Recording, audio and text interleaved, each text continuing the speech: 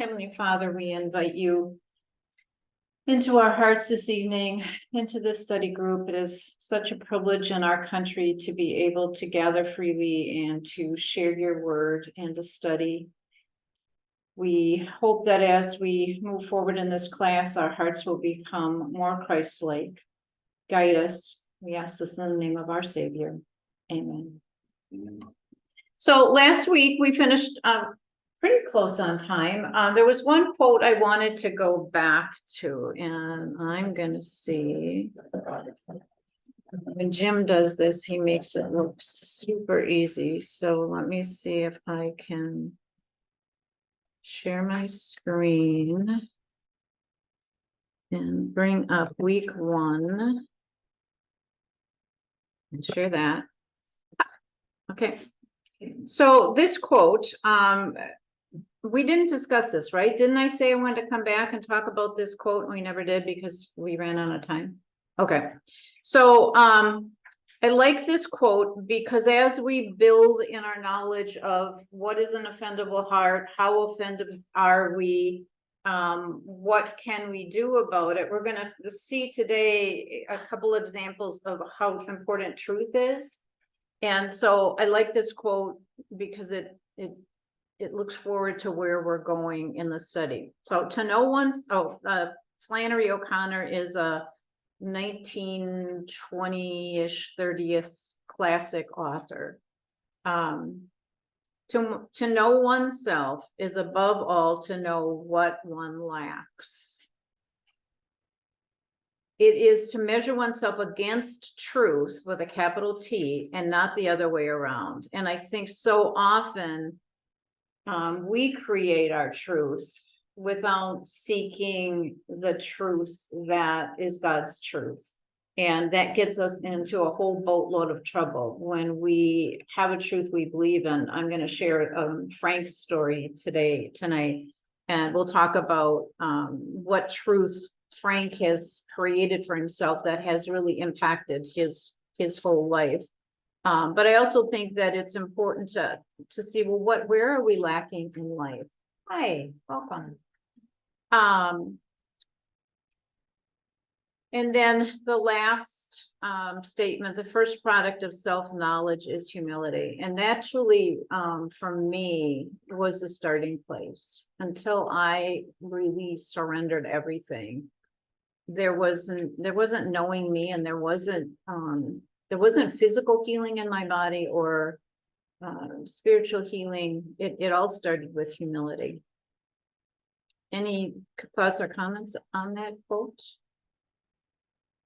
Does it make sense? Which quote are you talking about? This one right here. To know oneself, it's from last week, Herb, sorry. And maybe I can make it bigger. Jim did that in church on Sunday. Somehow. Okay, I'll just leave alone. What does it say? It says to know oneself is above all to know what one lacks. And I think that's the honesty to say, I am not the be all and the end all. There's some things that are missing in me, or some things that could be improved. It is to measure oneself against truth with a capital T. And I interpret that to be the truth of God. She is a Christian woman.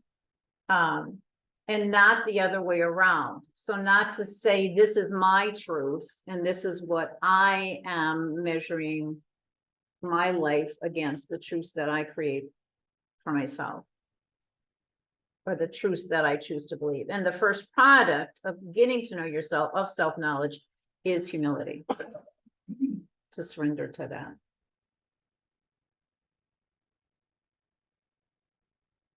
So are we establishing that there is only one truth? Well, I would say there is biblical truth for the purpose of this study, yes. And that should be our mission. Because Jesus said, I am the way, the truth, and the life. Yes. So is there any alternative to truth? No.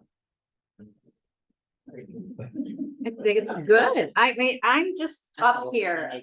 And I said in the beginning, I don't know everything, but for the purposes of this class and for the purpose of our growth, I would say, no, we need to make that our truth as we're in this study. Do you have an example in mind? Would you like an example? For me? Yeah. Oh, yeah, we've got, you know, are there, aliens flying around the sky? That's, some people think that's the truth. Are the aliens, So identified flying objects? you're just making the point that we're not talking about the truths we create for ourselves. We are called to learn what the truth is, and that's the truth on which we should measure the choices we make in life. There is only one truth. There is, Yeah. yes.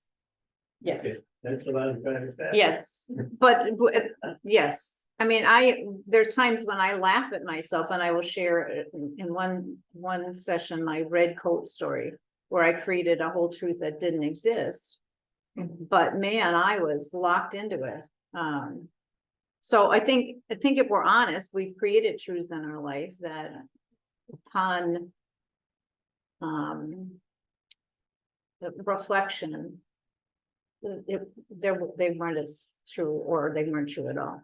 So so that leads us kind of into where we're going this week. So week 2, our points are, do I recognize the things that offend me? This week, we're gonna laugh a little bit. Last week was setting the ground rules. It was kind of serious, but I picked some levity, but there is lessons learned in levity.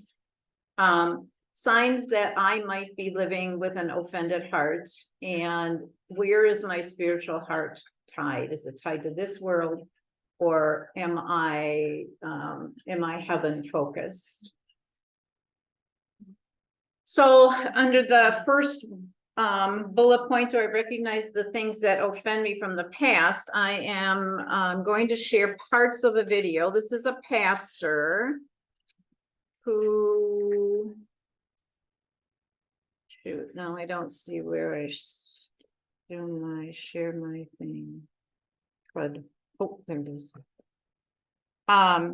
This is a pastor who has a YouTube class online called Unoffendable. You'll see the his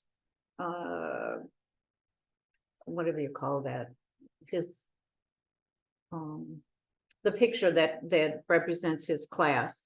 And he's sort of funny, but he likes to expound, and so Jim helped me chop it. So we're going to start out, it's going to show you all these things. It's going to come flashing at you with things in life that that offend us. Okay, so if I'm doing this right, according to Jim, it should just play now.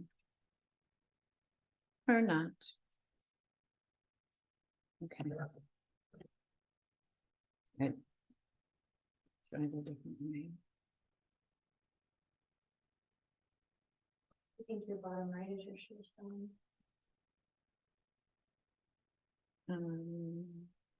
Bottom right is my share sign. Mine are already better on that screen. That? But I need my video on, so. Sorry, I'm not good at it. That's my video.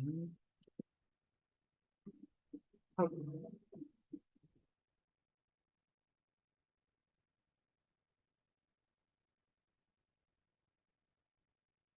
We're all pretty tame. That's really well.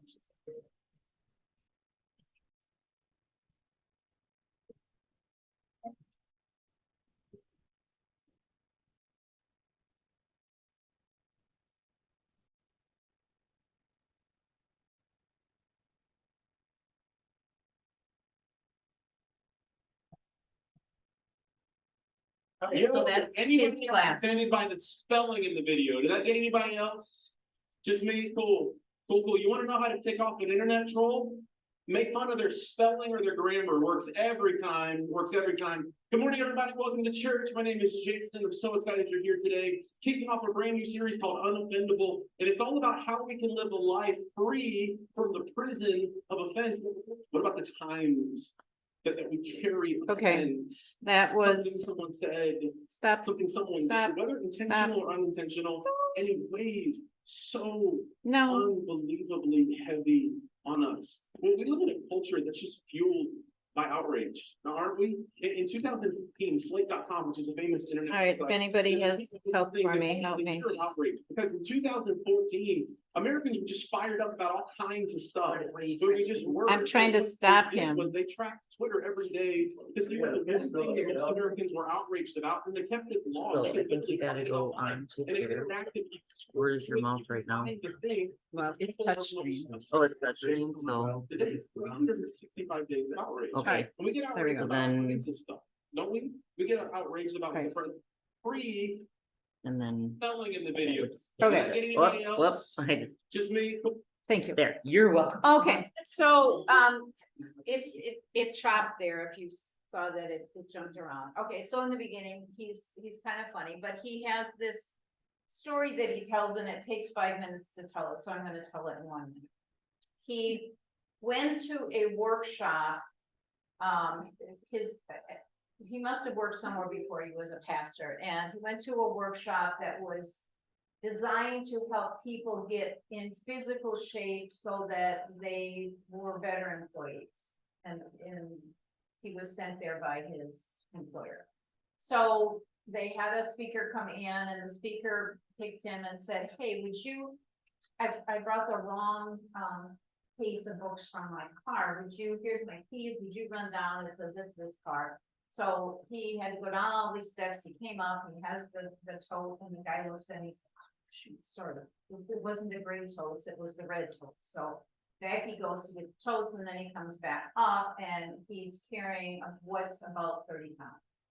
So then the guy who's leading it says to him, so how are you feeling right now? And he's supposed to be recognizing that he carried 30 extra pounds, and most people carry 30 extra pounds on their body. And so physically, he should be puffing and puffing and feeling the effects of that. He's gonna take that story and make the connection to the weight of carrying offense. So that was, he was much funnier than I was telling it, but for the sake of the class, now let's see where we are. Cool. You wanna know how to take off an internet troll? All right, we'll just listen Make to fun him of their again. spelling or their grammar works every time.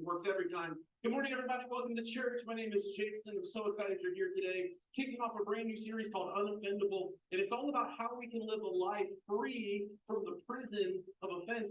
What about the times that we carry offense?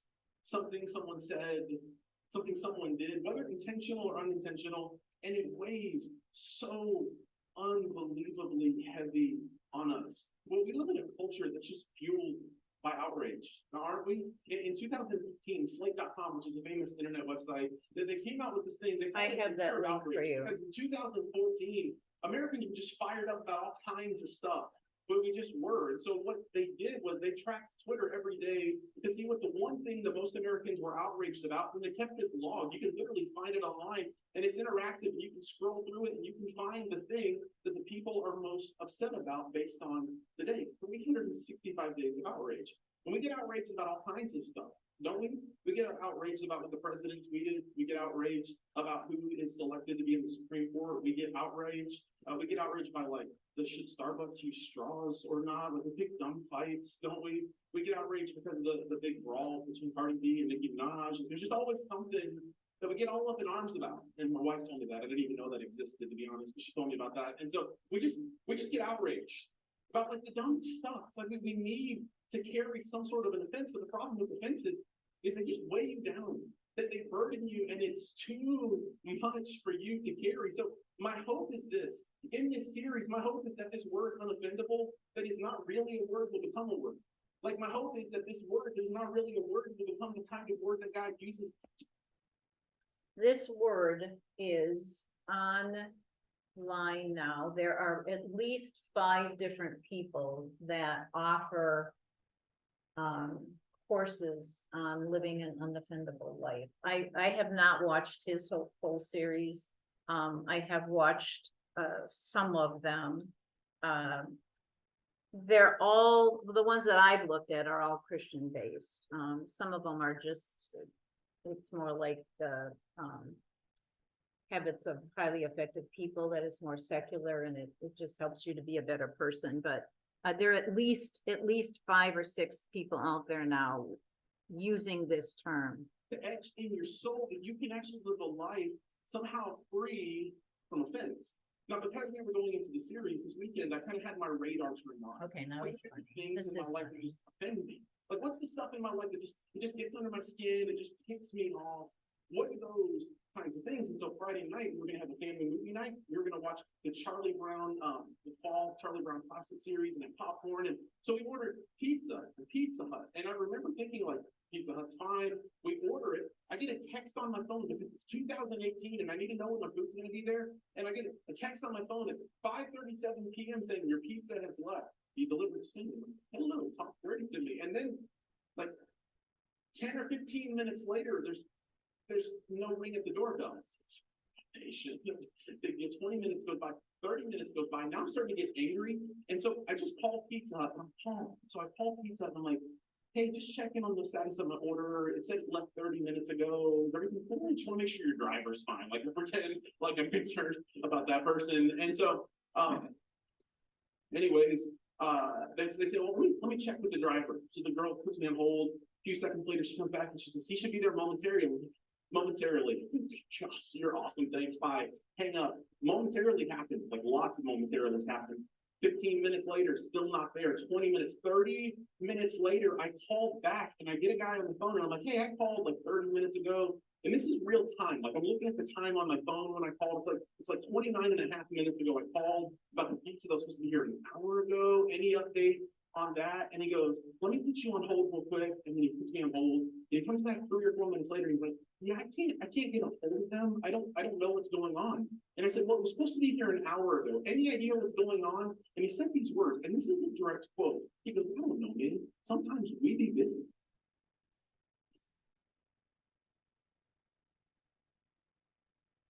Liz is here. She can, this is true. And I was like, we be busy. I said, you're a multi-billion-dollar corporation. We be busy.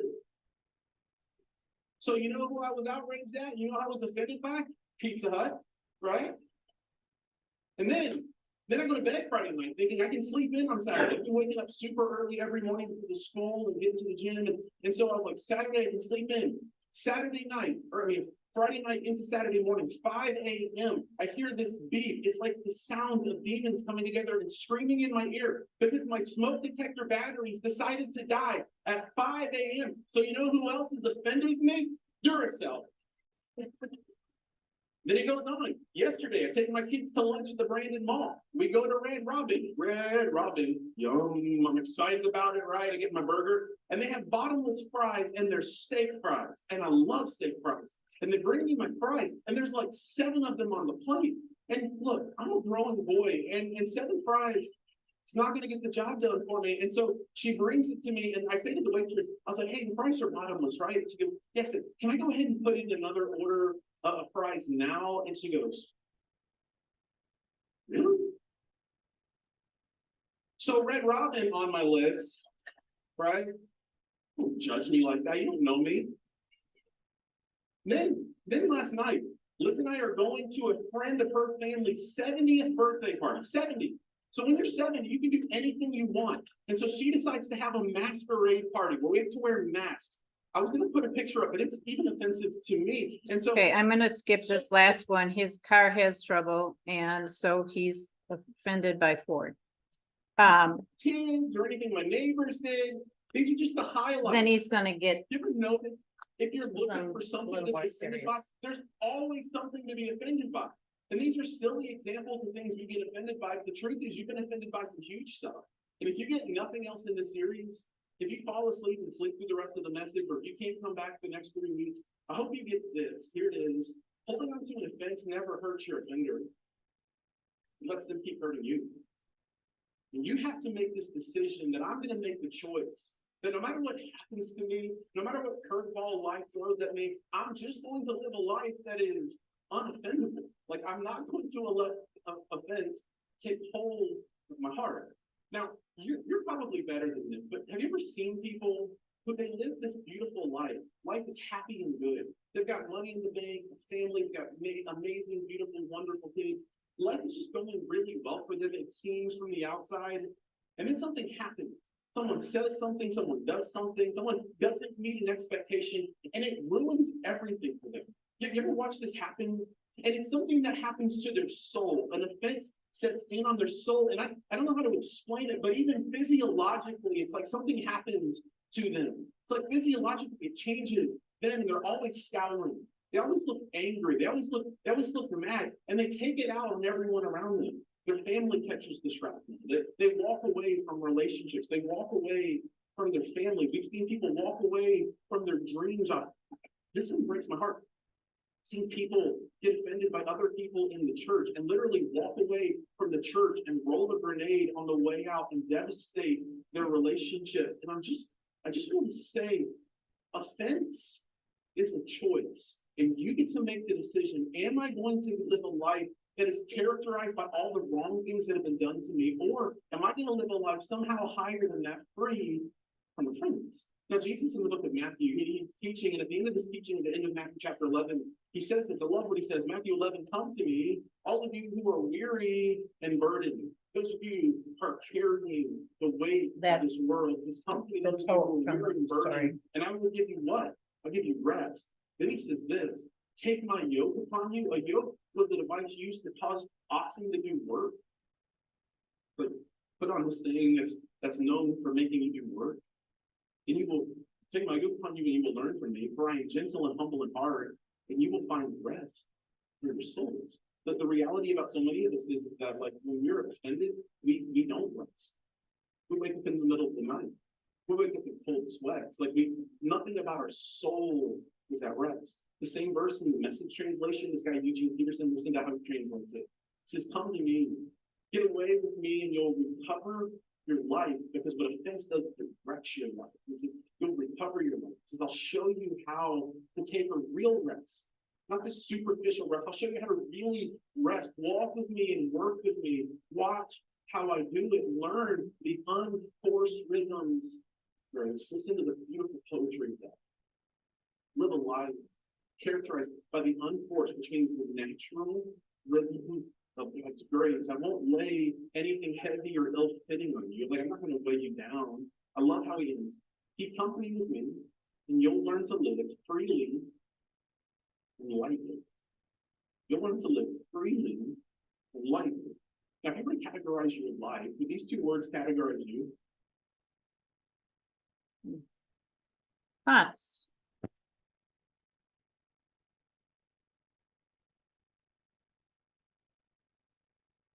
Doesn't that correlate a lot with forgiveness? For sure. I wrote that a lot. And then the whole line of stuff. And let's forgive even though people have died, you know? Right. Yep. Any other insights? I had thought about using a book that, I'd love to use with kids. It's called Alexander and the Terrible, Horrible, Alexander and the Terrible, Horrible, No Good, Very Bad Day. That's the title of the book. Is any of you familiar with it? So it's a little boy, and it's like the story from The Village, but it's from a little kid's perspective. And so he wakes up, he had gone to bed with gum in his mouth, and now there's gum in his hair, and he was brushing his teeth, and his sweater fell in the sink, and then got to the kitchen table, and they each had their own breakfast cereal as his siblings, and they got prizes in them, and he just had cereal in his. And so all day long, and then about every 4 things he said, I think I'll move to Australia.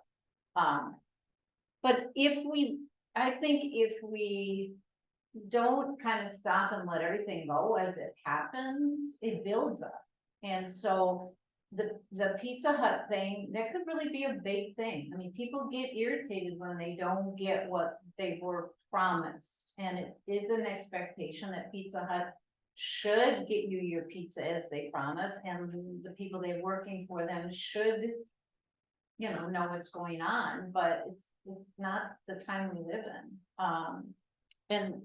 you know, I can see where all that builds up, and when it builds up, we escalate in our frustration, we're just offended, and then pretty soon, somebody just has to look at you the wrong way, and you're unleashing that offense. Can I pick on my wife? No. Depends on if you want to be here later. Tell them about Hardee's. Stacy's already. She let it go. Let me tell them. Well, Hardy's had an ad several years ago, and it was just, it was so offensive to me. And how they portrayed women and brought in all the sexual motions of that. And so I wrote to the company, Mhm, and I ended up by saying, well, shame on you, mhm, and shame on me if I ever go to Hardy's again. mhm. So she got rid of So. the offense that way. Yeah, you know, after class last week, I said, what do you do if something really truly offends you? And, I think there is a time for a call to action. But knowing you thought it out, and I'm sure your letter was not offensive. No, I just said shame on you. Yeah, but the way you said it and the points you made, because you did it in. When you probably weren't as jazzed up, when you weren't like. I think it's best to wait. Right, so I call that being responsive and not reactive when your emotions are running. And Bob and I think had kind of a good conversation about that, because there are some things that are offensive. We're talking about human trafficking. Human trafficking I'm is, very offended by that. it is, then that's a call to action. But it doesn't mean that, you know, you see somebody that you think is a trafficker and you take it into your own hands, whether you have a weapon or whatever it is. That's not the call to action. That's a reactive thing. And I'm not saying that's what Bob thought, No, but you're right. I mean, that's just stupid. yes. But when we are in an agitated, offended way, we don't think real well. We can do stupid stuff. So, okay.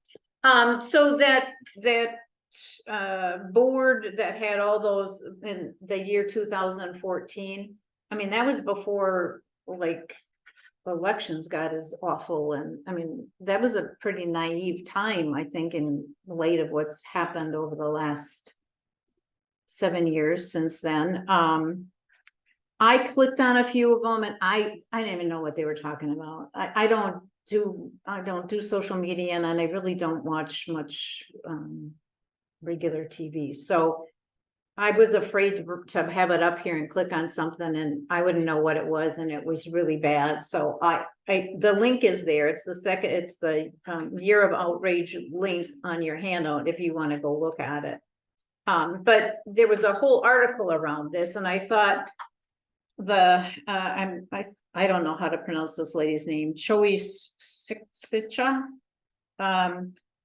who was a cultural analyst and a writer for several influential media sources, makes, I think, a good point. I thought she was clever in what she was saying and spot on.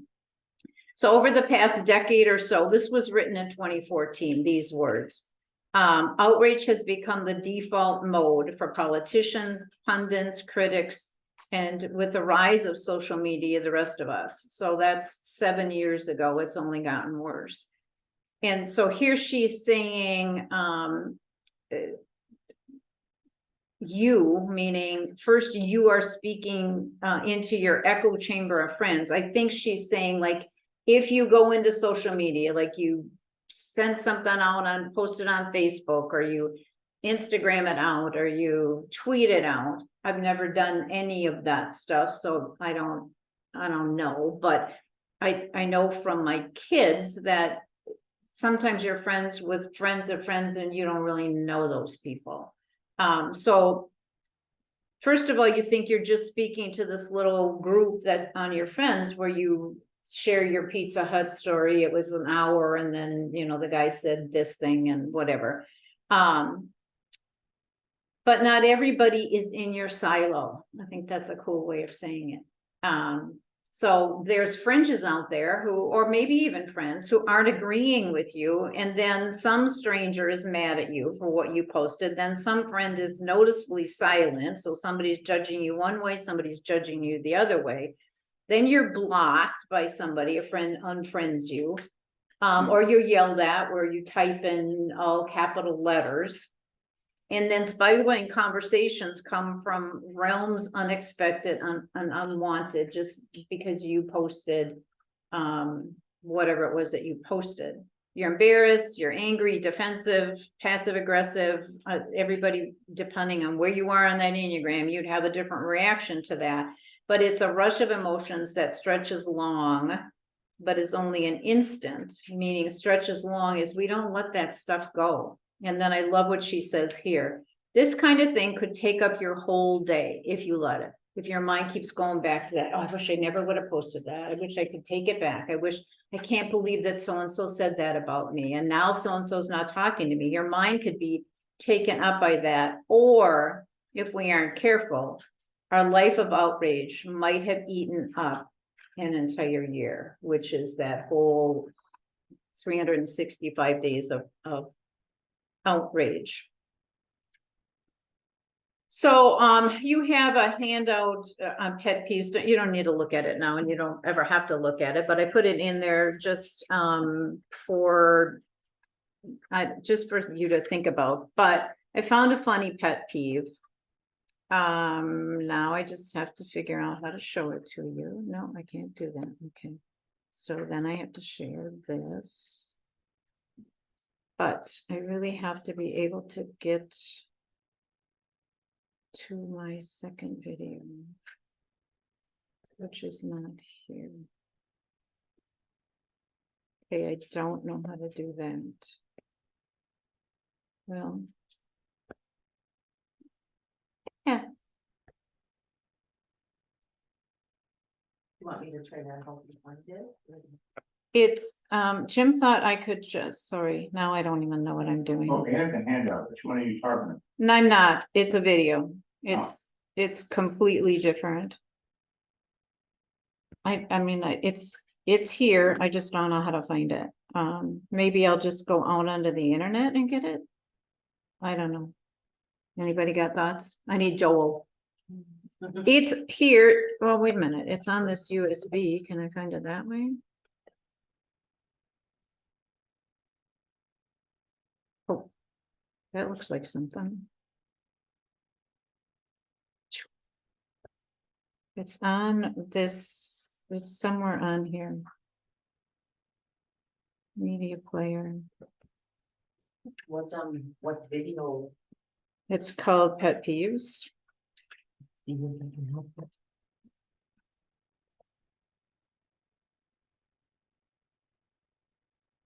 We'll go there.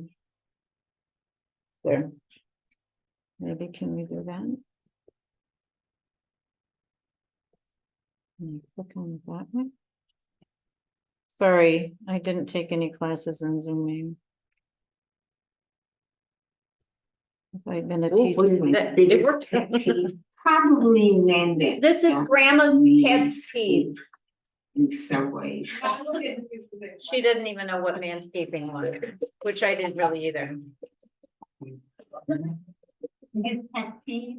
Well, you're waiting online for 20 In minutes line. to order She's not something. online. She's Person in in line. front of you then starts looking at the menu, and it's duh.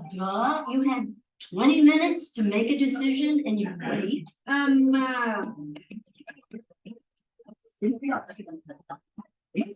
The one that comes to mind is women wearing high heels with ankle socks.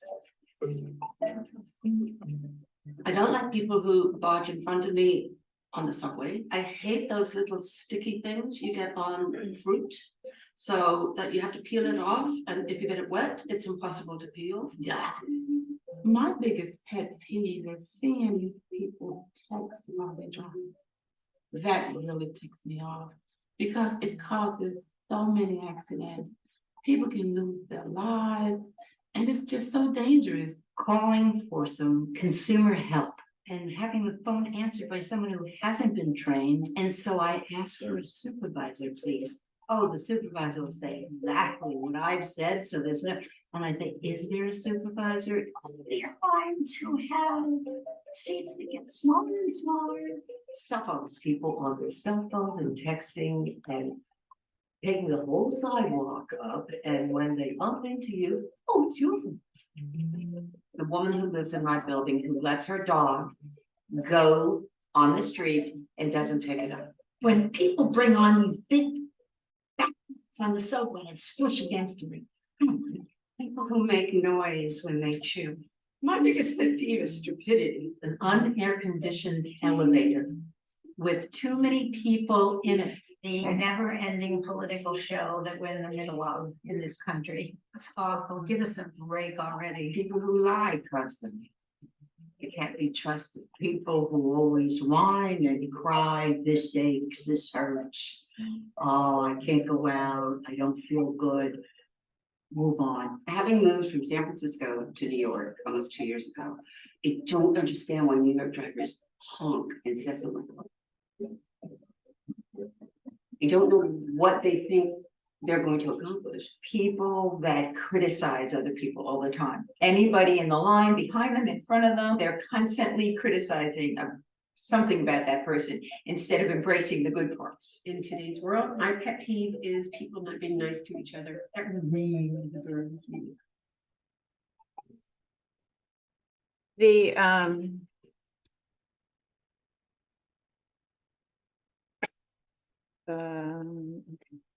The footnote for that got lost. Sometimes in formatting, my footnotes disappeared, but that came from the online version of Women's Day. Any thoughts about what the ladies had to say? I just found it funny because me and my mom just went shopping last weekend and there was this lady, we were at a thrift store and they had like 2 checkouts, but there was nobody at the second checkout line to check her out. But she just stood there until somebody came. And I told my mom, I'm like, boy, she must think she's better than everybody. Because the other line had like 4 people in it. And that just reminded me, I'm like, oh, maybe I should. But yeah, I never thought about it. I was offended. Like, I was thinking like, are you better than everybody here? Like, you get first dibs on like checkout line? But I mean, why did that offend me? Why did I care? It's not like I wouldn't check out. I find it amusing That they're offended? Oh, that people do funny things. okay. I'm watching, and I suppose I'm analyzing them. You know, they're coming with garage sales, for example. They'll come with 2 or 3 dogs and take up the whole garage. It's funny what they're thinking. What, I guess the one that stood out to me was the lady who said, I hate stupid people. I mean, that's pretty all inclusive. Yeah. And I think yes, pet peeves, and I thought they were funny too. I mean, the lady with the texting was probably serious and had good points, but there was, if we took this to like a third world country, I think if they had pet peeves, they would not be sticky things on fruit and manscaping men and unair conditioned elevators. So even what we choose to be offended about is there's a level of offense that's offensive. Does that make any sense? Yeah. So are we pretty much saying when you're talking about offensible things that just, you know, get under our skin? Is that what we're? Yes, and I think from the scale of it is pet peeves are little things, but if you get irritated by it, it can snowball and affect your whole day. But there's a much more serious level of offense, and that's somebody who adopts the way of life. Something has happened to them, and then rather than trying to heal from that offensive wound, and no judgment over how big it was, or that it, and no dismissing that it wasn't a huge thing. They've used it as an excuse for the rest of their life. So there's a scale of being offended easily and letting it rile you, and letting that riling spill over into other people. And that would be, I think, some of these pet peeve things. But there are huge wounds that people inflict on each other, some intentionally and some unintentional. That are ones that you kind of need to retreat for a while and figure it out and make healing a priority instead of just keeping that. There's a bulleted list next on your handout, and the ones that have the asterisks after them are ones that would qualify for what Carolyn Meese, who wrote the book Why People Don't Heal and What They Can Do About It, would label in the category of a term that she created, and she calls it woundology. Can I just ask, which one are you talking about? All right, so on the bottom of the first page and into the second page, there's bulleted, Okay. a bulleted list. And these are all characteristics of people who tend to be offended more easily. I mean, I think there's some people who probably come to Earth and they aren't offended, nothing offends them. I'm not one of them. So this was, I mean, learning how to be less offended has been pretty critical in my spiritual growth. If I had stayed who I was, I mean, I wouldn't want to stay who I was, but I don't know how everybody is impacted. You know, how often do you think in a given day you're offended? 3 o'clock in the morning and I can't find the end of the road today. Paper towel. Boy, my wife and I had that straightened out. And then she squeezed the toothpaste in the wrong place. Okay. Yeah. But you know what? The scripture tells me about that. And it says, do nothing from selfishness or empty conceit, but with humility of mind, let each of you regard one another as more important than yourself. Yep. Do not merely look for your own personal interest, but also for the interest of others. Have this attitude in yourselves, which was also in Christ Jesus. And when we have these pet peeves, which spirit is working? That's the whole point for, yeah. What did you tell me what the picture is? Philippians 2:2. You know, take you. I have it in one of our classes as a little thing, but it's the whole point of it.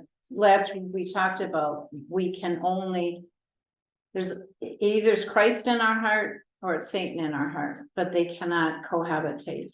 And that is what that says, but it expounds on it. And as we go into the last 2 weeks, we are going to be looking at the things that we can do to change. First of all, we're in the recognition stage, and recognition is not always that comfortable to acknowledge. So I'm gonna let you review that bulleted list on your own time, and then there's surveys you can take or not take if you like surveys. one is part of your packet and one is online. But they will give you, that's more that self-inventory, if you want to see how you, I don't know, how you score, I guess. would Oh, be. where's the answer key? Well, the answer key to the one online, they score it for you. What about this? This one didn't have a key. It was just, I think, more of an awareness thing. That one, there's nothing on the back page of it that scores it, is there? I don't think it did. I just put it in because it wasn't easy to find inventories on offense. Anger, I found a lot of stuff about anger, but not specifically on being offended. I'm thinking, for me, many of the things that were the pet peeves, a lot of these things on a woman's day list are really me annoying or frustrating, not offensive. Yeah. Being offended, if I'm offended, it is like the trafficking, they're big deals. But It's human nature. Yeah. And I fall back on Jeff Foxworthy when he said, here's your sign. Yeah. I just chalk it up to, oh, well, it's not worth raising my blood pressure over. If we can adopt that attitude, that's great, but it's not, there's situations where it's just. Everybody can do it, and I haven't always been able to do it either. Driving is like stop at a stop sign when someone doesn't move quickly enough, or they don't move over enough, or you're in line that way. I just say to my driver, take that time and just pray. Don't be like, get going, Mr. Red Car. Just, that's a good time to talk to God just for a minute. And those are the skills that we learn as we seek to change this, especially if we weren't wired that way to begin with. Yes. Can we change it? Through spirits. Yes, through the guiding of it yes. We can't change it. No. Only Christ can change it. You are correct at that. That we can participate in the process. Yeah. Okay, let's move on to woundology. So Carolyn Meese guides people to back to physical health, but she recognizes she's a RN and a whole bunch of other stuff. She is a Christian, but she does believe in spirituality that is maybe it's a little out there for me, but her primary religion is Christianity. And I know Herb's going to say, well, if you're a Christian, there is no other, that is your religion. So I already know you're going to say it. So I'm just saying she is open to lots of stuff. But I read this book when I was trying to heal my body with kind of because I thought that's what I needed to heal. My body was what was hurt. My body had suffered injury. But I feel I've healed much more in my spirit. And then my body came along as my spirit was healing. So she had a Frank story, and I'm going to share Frank's story. Just so this is where we get into the bigger woundology and the bigger things. But you can't dismiss pet peeves because they occupy time in our heart. And when we're anytime we choose that, we are choosing Satan over Christ. So I didn't want to dismiss pet peeves. Okay, so this is Carolyn Meese at a workshop sharing about Frank. In one workshop, I encountered a man named Frank who was deeply entrenched in the belief that his wounds had created an inalterable limitation on what he could accomplish in his life. Frank continually commented that he could have become a scientist or a physician, but because some of his grade school teachers had constantly criticized him, he had no alternative but to choose jobs that required less education so that he could avoid further humiliation. During the course of the workshop, whenever the the discussion turned to the effects of various medical treatments, Frank immediately added his opinion, which was always negative. Physicians don't really know what they are doing when it comes to treating illness, he said, because most of them have no personal experience of what it's like to suffer severely. At one point in the workshop, another man objected that many physicians come from difficult personal backgrounds and that they have chosen the medical profession as a way of helping others. He himself was such a physician. Frank dismissed this objection, suggesting that the physician was merely repressing his pain and that as a doctor, he could not get in touch with his emotions.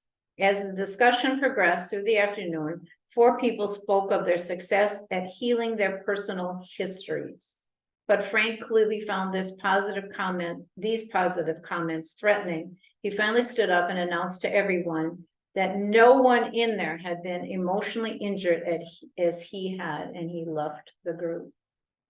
There's a quote somewhere in tonight's handout. On the front page. To be human is to be offended, but we will see that offense or living in an offended state is one of the greatest thieves of our life. I mean, what did it take from Frank? Whatever Frank's name is. Oh, it's joy in life. Yeah. All his joy. And it's sad for him that there wasn't somebody mentoring him along the way that could have helped him realize what his attitude was doing and what it was costing him. One of the things as I was doing this study, and those of you that were here last week, I said it when I was doing the Enneagram, it took me 3 years to accept the number, because one of the things was I recognized how unjoyful I had been my whole life. It's not part of my journey. And that got prompted by somebody. We did a round robin-y icebreaker thing, and everybody, the thing was, think about what was your most joyful moment and share it. I couldn't think of one. I really could not think of one. So that's when I went back for this in the 3rd year and said, I got to look at this number and I got to figure out who I am and why joy wasn't part of my history. Yeah, it didn't make me very joyful to know that. I can tell you that. Okay, time is ticking. So we kind of skipped this part in the first week. We're not going to skip it tonight. Is my spiritual heart tied to this world? And if we're tied to stickers on pieces of fruit, and we're tied to looking at men that are, I don't know what manscaping she was seeing, because I don't think anybody's ripping hair off themselves in public, but or being perturbed by hot elevators and take the stairs. Where do we spend our thoughts? Where are our time? Or if we're waking up and fighting the fight that happened that day, part of learning how to live unoffended is to totally switch where you see yourself. Are you a child of God with a heavenly home, or are you a child of earth living in the muck of earth and letting it impact you more than your preparation for your next home? And that's what the last part of tonight is all about. So the scripture that I chose for this is, do not store up for yourselves treasures on earth, where moths and vermin destroy and where thieves break in and steal. But store up for yourself treasures in heaven, where moths and vermin do not destroy and where thieves do not break in and steal. For where your treasure is, there your heart will be also. That's very familiar, I'm sure, to all of us, but it's so true. And I think so often, we can get up in the morning and we can read our Bible and we can read devotion and just be so filled, and then the demands of the day or the demands of our families or the demands of our jobs start coming in, and we lose that heavenly focus. And so part of what will be helpful as we're trying to live less offended is to be more focused on, filling up our heavenly bank account. There's a little worksheet on the back, the last part of, the handout that, that the red is worldly focused stuff and the green is the green pastures of, heavenly focus. And I mean, you can literally take and spend your 720 minutes each day in your current deposit column and look at where you might want to be and set some goals for yourself. If you put paper and pencil together, great. If you just want to use it as kind of a aha, increasing your awareness of how often do you make healthy emotional deposits in your bank account during the day, and how often are you pulled and drained by negative withdrawals that happen. As we move on, we're going to see that this can really take a physical toll on your body too, not just a spiritual toll on your body. Okay, we have less than 5 minutes. I wanted to give time for any thoughts or questions or reflections that anybody wanted to share. I know we didn't get everything done, but this ties in with the book I recently read called Acceptable Sins. Hmm. And why are we outraged at these pet peeves, but we are not outraged at true sin? We call this couple within the last year that were on maybe NBC morning show. They ended up having this affair, never got caught, they had an affair, whatever, romance, extramarital activity. But did anybody call it adultery? Which it truly was. People swindle, they embezzle, they run pyramid schemes, but did everybody say that person stole from these people? And why aren't we outraged about those things? And why do we just go off over the real sins in life instead of being upset about a smelly elevator or whatever else? And that's what really grinds me in life, is why we don't call a sin anymore. You don't want to offend it, and you don't have it. Yeah, you don't want to hurt anybody's feelings who stole your fortune or anything else, or ran off with your wife. I don't know. And that's it. Me and Paul have been listening to his preacher Mark Driscoll lately, and he's says he cannot count the times that he's been kicked off of Facebook, or people have wrote him nasty letters or whatever because they don't like what he says. He's very, his reviews are 1 or 5. yeah, he says his reviews are terrible because people get offended so easily, and he's like, I'm going to preach the gospel, I'm going to preach the Bible, and if you don't like it, that's not my problem. I need to preach the truth. mm-hmm. That goes back to what we started with. Yeah. The truth is the truth, and Yeah. and we it's the truth is a hard. I mean that it's a bar that is really high, and the bottom one on the red, the earthly focus is death at the end of my experience, so why should I bother? So if that's your focus, if earth is where you're gonna lay down your head and that's what you think is the end of you, the truth doesn't matter to those people, so. And at that point, I can't believe they're a believer. Correct. I Yes, mean, they've got nothing, so we can expect them to go through it. right. Yeah, Yeah, of course, we'll answer to. Yeah. Was it well? Sure. but Truth is hard. it is. And- I think even the truth of knowing that when you, big sin, little sin, there's only room for one person in there, one being, and Let me know when you find a little sin. I'm gonna find it. I know, but see, these little pet peevey things seem pretty little, don't they? I mean, they're not earth shattering. Nobody was a horrible, bad individual. But when we look at the sins of the flesh, 8 of the things that Paul calls sins of the flesh are more little things. Causing discord, being angry, gossiping. So a lot of them are those big things that Sheldon's talking about, but I think he has 13 and 8 of them are not big things. They're the little things that are more associated with us being offended. Herb, would you like to close us? Thank you.